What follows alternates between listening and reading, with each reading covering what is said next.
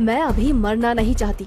सबसे पहले तो मैं इस लड़की का काम तमाम करूंगी। मुझे भी लगता है कि ये लड़की ही गड़बड़ है। आयशा अपने बगल में बैठी उस आदिवासी लड़की का गला दबाने लगती है। आयशा को उस लड़की का गला दबाते देखकर अक्षय गाड़ी रोक देता है और उसे बचाने की कोशिश करने लगता है। इस लड़की के लिए मैं अपने दोस्तों की जान खतरे में नहीं पड़ने दूंगा। तभी रवि गाड़ी में रखी लोहे की रॉड उठाकर उस लड़की के सर पे दे मारता है। ये क्या कर दिया तूने? बस खत्म हो गई प्रॉब्लम। इसकी बॉडी को गाड़ी से बाहर फेंको और आगे बढ़ो। लड़की को मारने के बाद वे लोग उसकी बॉडी को गाड़ी से नीचे उतार रहे होते हैं कि तभी दूसरी ओर से कुछ गांव वाले मशाल लेकर उनकी ओर दौड़ते दिखाई पड़ते हैं। ये तो वही लोग हैं ना जिसे ये लड़की छलावा बोल रही थी। इसका मतलब छलावा अभी भी हमारे आसपास ही है। जल्दी चलो यहाँ से।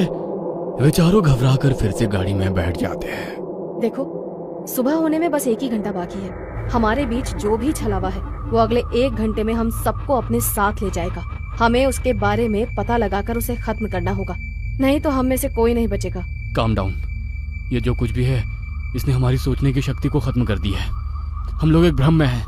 क्या सच है क्या झूठ कुछ भी समझ नहीं आ रहा है। वो हमें इमोशनली ब्रेक कर रहा है ताकि हम पर काबू कर सके। तू अपना प्रवचन अपने पास रख। मैं तुम तीनों को ही खत्म कर दूंगा तो छलावा के बचने का कोई चांस भी नहीं रहेगा। तो मुझे भी मार देगा रवि?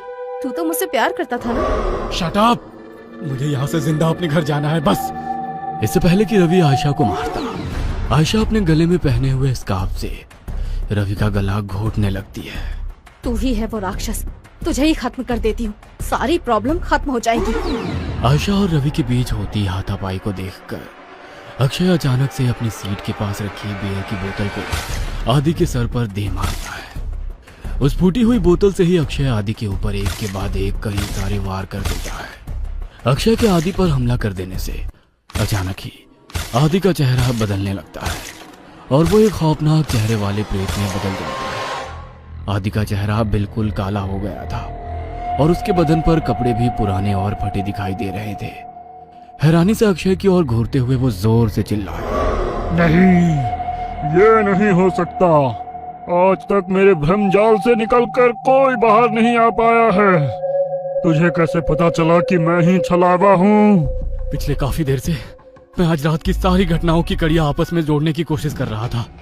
तुझे पहले ही पता था कि हम तेरा बर्थडे मनाने लोनावला जा रहे हैं।